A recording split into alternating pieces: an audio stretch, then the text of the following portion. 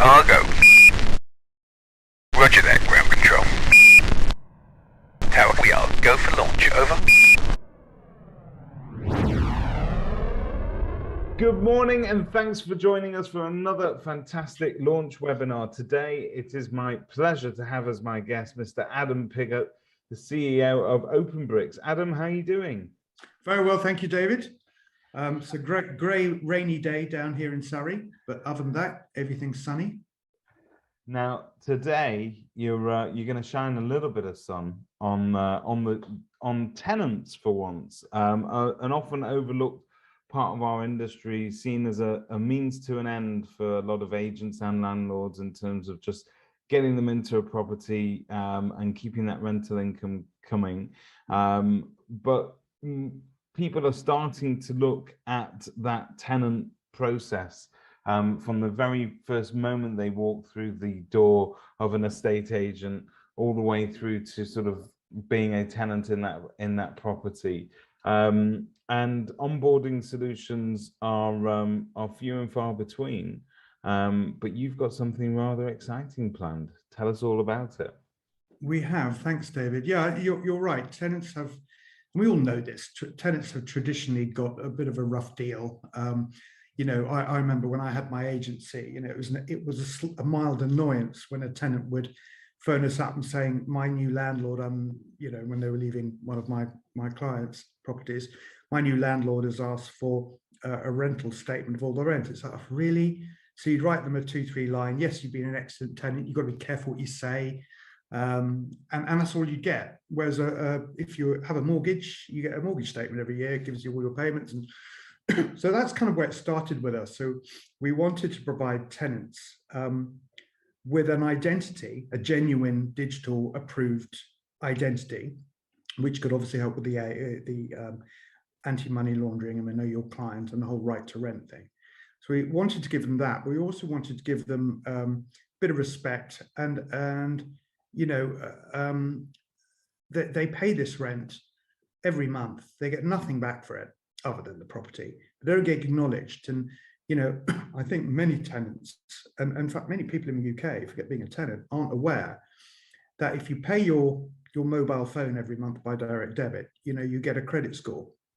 But if you pay your rent for 2 years and a substantial amount of money, you get nothing. It doesn't get recorded. So I was a founder of Credit Ladder, for example, which is a rent reporting platform.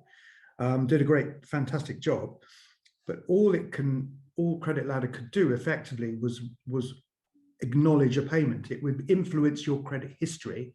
It wouldn't go onto your credit score. So we've now linked up directly with Equifax, and we're able to provide them with the data upon consent of what this payment is. So, you know, the Equifax will now know that this is paid on the 6th of August. This is his first rent payment. He's paying £1,500 a month.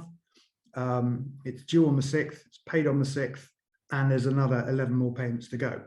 And if you think about it, it's likely to be one of your single biggest outlays in terms of monthly expenditure. So it's a pretty hefty payment to get recorded against your file.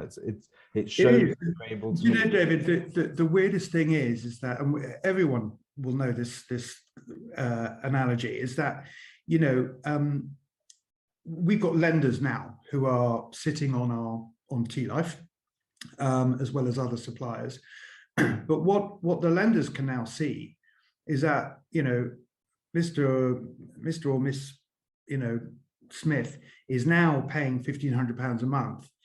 And whereas normally, if they're paying £1,500 a month, and then they go and get a mortgage, and the repayment might be, the monthly payment might be £1,100, the lender will say, you can't afford that.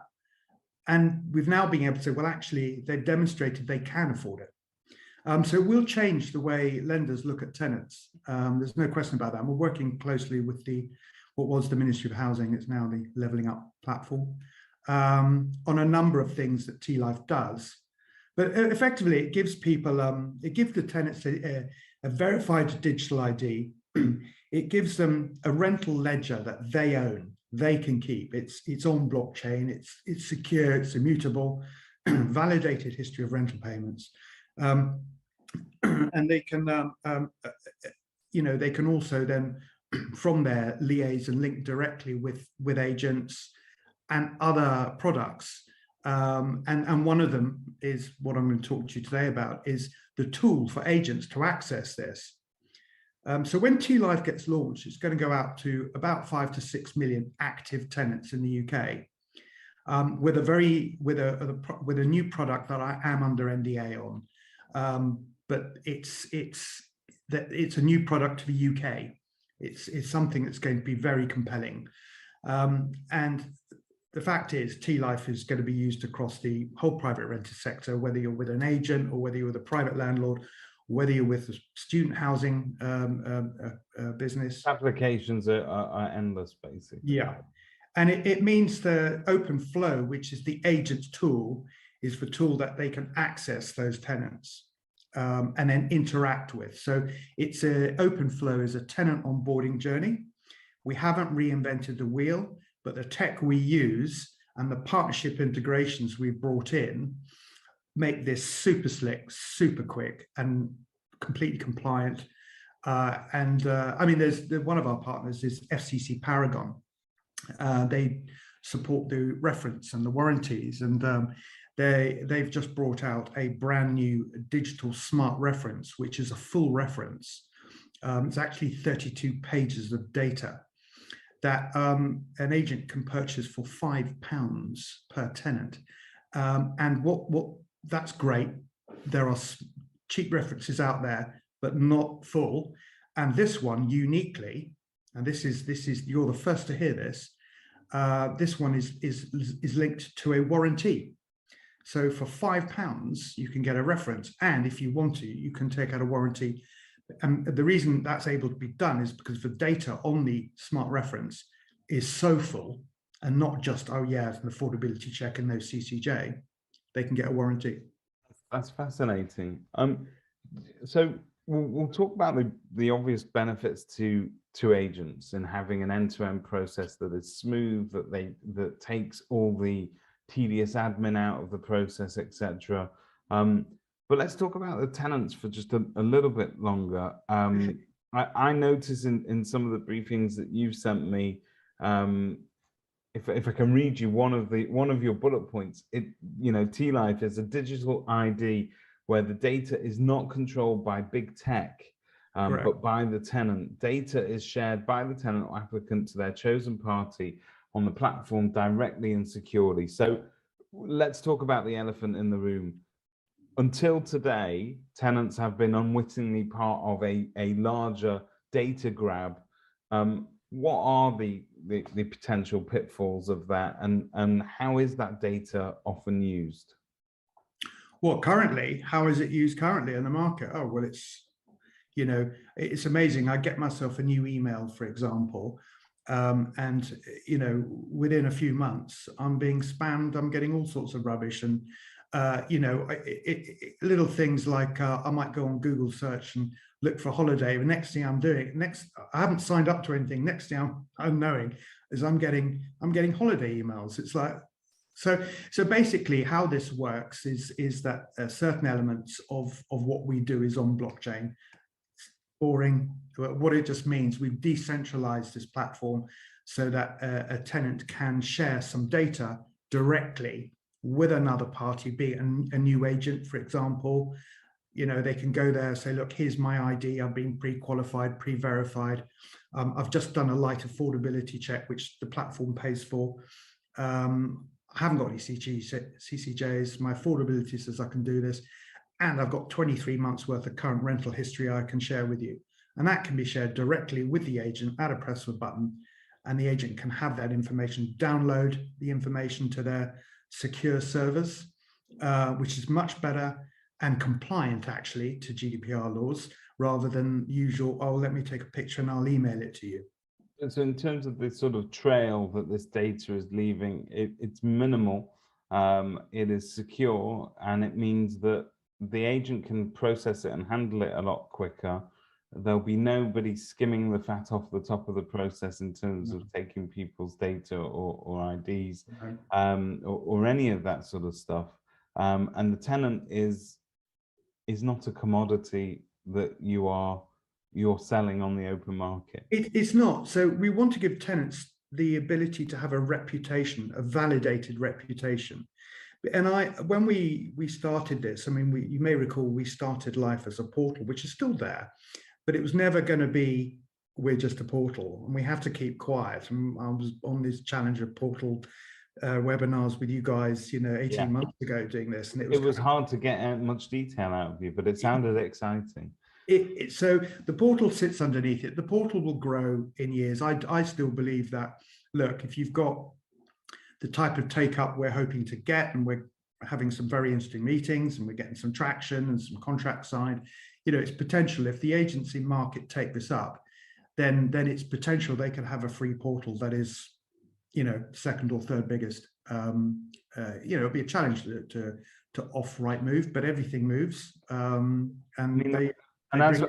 As we're speaking, I'm looking at some of your figures here in the background, and you have a substantial number of agencies already signed up and testing the system. And another statistic which I love, time taken to prepare the tenancy contract, half a second.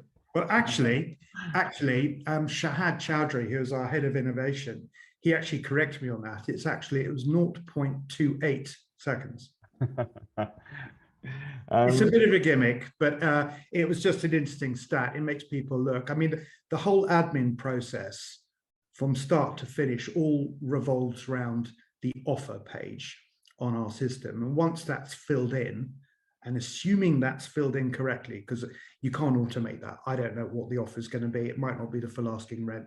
But once we know what the offer is, we know the move-in date, we know what the initial payment will be, we know whether there is a cat or a dog in the tenancy, whether there's a garden and all that. Once that bit is done, all the documentation is done. It's all fed in, links to your tenancy deposit protection scheme. It links, the ability then ties in all the referencing procedure, and then it's up to the agent to do the process in the order they want to do it, which means there are some tenant onboarding process. We have to follow a route. When you go through duty free, you might want to get to the bar, but you've got to walk past FNAF toys and the nail varnish and the makeup and the perfume, and we don't make you do that. If you want to go straight to the bar, you can go. You can do this process in any order you want. There's about 8 chunks, and that's important because, let's face it, every agency has its own sort of order of doing things. The lettings process end to end probably contains the same ingredients, but just in a different order. And you're able to adapt to that, so that's great. We can, but we had one of our early beta testing agents. This was about 18 months ago, who will remain nameless. In fact, a very nice company, been very helpful towards us. When we were having a workshop with them and a few other agents. We asked them what their view was of tenants, and they said it wasn't meant as a nasty comment. It was kind of meant as a factual thing, that they viewed tenants as the bottom of the food chain. Which, if you think about it, there's an argument to say, well, they are the bottom of the process, but they're the people who fund the whole private rent sector. Without the rent coming in, there is no industry. So tenants need to be given a bit of respect. And equally, if you're a bad tenant, then you're not going to get good reputation. If you're a poorly paying tenant, then this TLYFE is going to be a nightmare for you. I don't have a problem with that. But if you're a good tenant, you should be acknowledged as one. So the obvious benefits from the agent is that it does cut out a lot of the legwork in the admin, doesn't it? In terms of the back and the forwards and the collecting of different bits of information. It gets all the statutory, in terms of compliance, it ticks all of those boxes, doesn't it? Yeah, all totally compliant. And for good tenants, this should be a breeze, and it's something that they want to willingly interact with. There's an interesting statistic. You talk about good tenants. Well, let's talk about defaulting tenants. And when one puts a bracket of defaulting tenants, there are many reasons why tenants don't pay rent. Sometimes for a good reason, a good moral reason. We all know why. But interestingly, it's only 0.83% of tenants are either late or default with their rent, which doesn't mean the rent isn't paid. Yeah, but that's a tiny number. And you look at the sort of 99% plus who do everything they should do. Okay, there might be a mark on a carpet, but that gets sorted 9 times out of 10. But in terms of payment history, as we opened this conversation by talking about that, that is, I think it's superb. If I pay my car finance every month on time, it builds my credit history. If I were to pay my mortgage, which, let's face it, my mortgage is probably as much as a lot of people's rent. There's no reason why Possibly more. Yeah, sometimes. So there's no reason why I deserve to have a better credit rating at the end of the day than a tenant who is renting for whatever reason, but they're able to afford that rent. They're making those payments on time. They should at least take that benefit. It doesn't hurt the landlord, and it most certainly doesn't hurt the agent. I can only see good things coming from this. Yeah, and I think that's what the government have seen. And when we've been sort of demoing this now to various industry entities and agents, they all like it. And we've gone through the process now of last year we went through the process of testing it. And we had a bank of 5 agents who we called our Fantastic 5, who we really focused on when we first released it, and they've been absolutely superb because they've given us such great feedback. I mean, some feedback is I don't like the color of the button, or can that button go there? And sometimes you think, actually, do you know what, if that makes the flow easier, let's just do it. But there was something like about, I think it was 296 different cards we created to make improvements, to make little changes, which we've done, and it does flow nicely. And what's good is it's all OpenFlo interacts directly in real time with the consumer app TLYFE, but also there's a backup of every time an action is created or an action is actioned, an email goes to the other party to say, the rental offer's just been confirmed, or the holding deposit's just paid, or whatever. So it's sort of belts and braces, but it's very quick. All the paperwork. I mean, when I've done it, and I think it was about my 10th attempt, I suppose. I got it down to 4 minutes to onboard a tenant. Pretty good going. And so who is this for, Adam? Who are you looking to reach? Is it the whole of the market initially, or is there a certain type of agent that this would be suitable for, more suitable for? Well, look, there are many people who are, I was saying, as I go on, I was an agent for 28 years, and there's always new prop tech coming out, and it gets boring. There's a lot of guff, and sometimes you've got something that works and your staff are able to use it, you want to carry on, and I totally get that. But everything evolves, and this is just it's the new generation. It's the next generation of tenant onboarding. We're the first to do this. We won't be the last, but we're the first. And how it does the interaction is based on the benefits it gives the consumer. So this is very much focused on consumer. So the tool, OpenFlo, is for any agent out there who kind of wants to say, look, I wouldn't mind allowing my tenants to have all these benefits.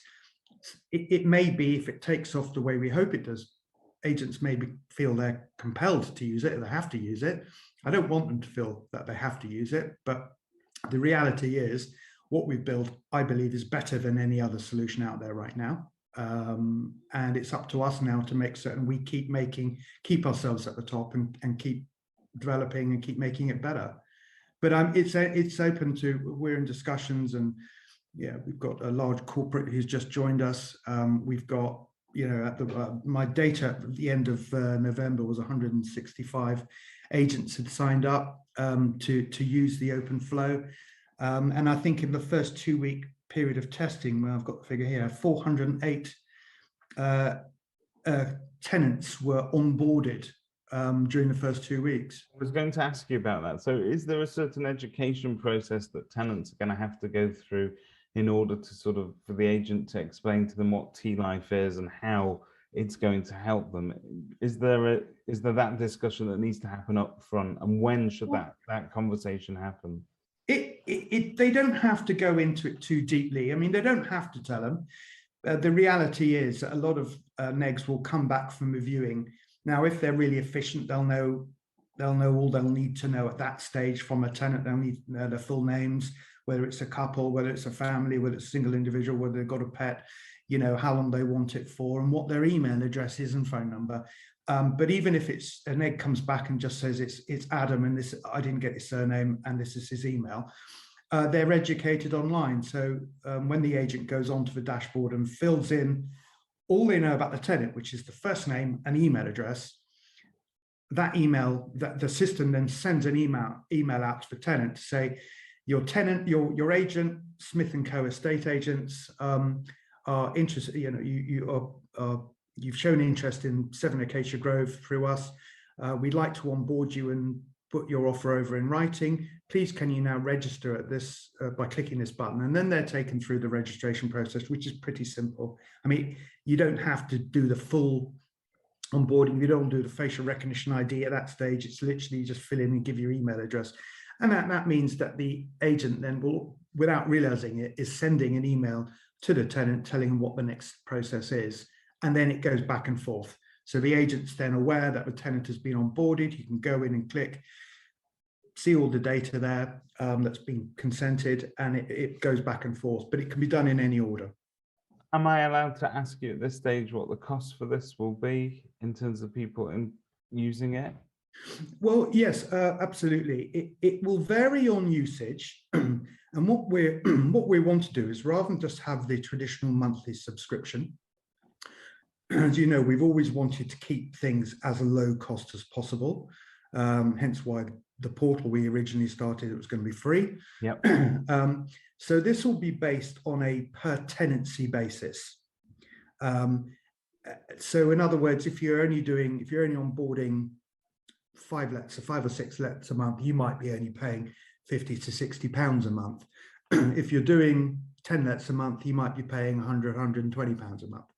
And then as you use the flow, if you want to, for example, use the smart reference via FCC, you know, they'll invoice you directly. So you get it on your dashboard, you're aware the whole time what your running costs are. So, you know, it's very transparent if you've onboarded a number of agents. So the cost will vary, but it will be somewhere around sort of £10 to £12 per tenancy. But obviously, if you are going to include a reference in that, then that's going to be another £5.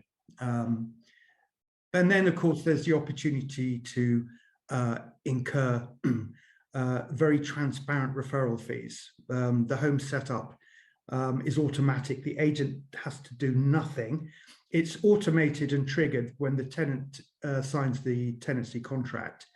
And then there's consent by the tenant that they have to say, look, do you want us to sort your gas, electricity, your council tax, your water, and et cetera, et cetera. And by the way, do you want broadband? Do you want these energy suppliers? Yeah. And the tenant does it all, and the agent gets the referral fee. And that takes care of that often awkward part of the process where you have to say... It's literally done. It's done. The agent does nothing, but they get the full referral fee. We don't take it. I love it. I love it. And I look forward to seeing what is coming next. I know you've got a number of different developments. We've got one big one coming at the end of March. Stay tuned. You heard it here first, folks. But it's lovely to see that you are adding value to a part of the process that is very often overlooked.